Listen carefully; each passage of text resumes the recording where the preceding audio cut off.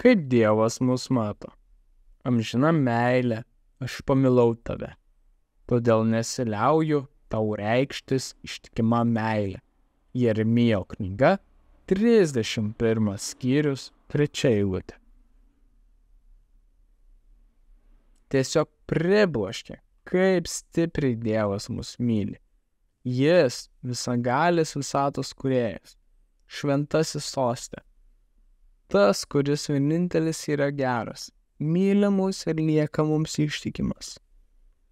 Nes suvokiame, kai matai, kaip žmonės elgiasi su savimi, vieni su kitais kūrinyje ir kūrėjų.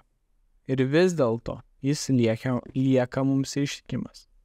Jis myli mus labiau už viską. Jis ištraukia mus iš šio pasaulio, jis mus išgelbsti, atleidžia kiekvieną nuodėmę ir įkurdina mus Dievo karalystėje. Jis mato mumise Jėzų, o ne mūsų netobulumus. Ir Jėzaus dėka tarp mūsų ir Dievo nebėra atotrūkio. Dievas mato mus tokius, kokius jis norėjo mus matyti, o ne tokius, kokius mus deformavo gyvenimas.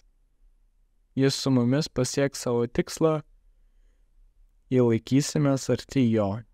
Jis mus formuos ir mes tapsime panašesni į jį. Jis žino, ką pašaukė, ką myli ir kam lieka ištikimas.